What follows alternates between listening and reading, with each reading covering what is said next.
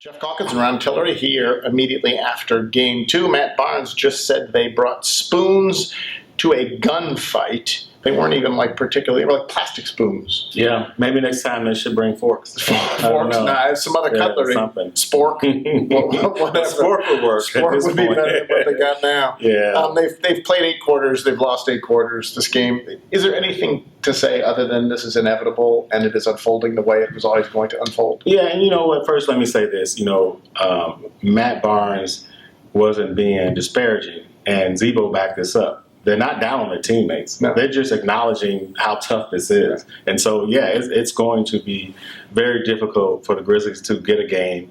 The hope is that you can be competitive, and they just haven't been. And a lot of that has to do with the fact, Geoff, that they just cannot make shots.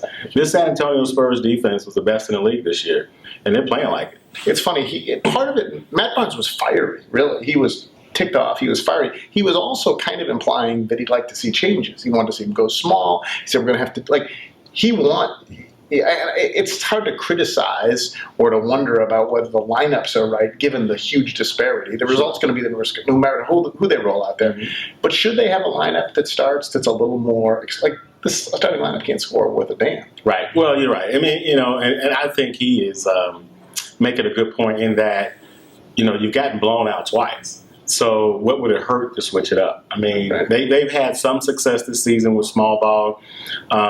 But, it goes back to how versatile Spurs are. Right. You go small, they'll do it better. Right.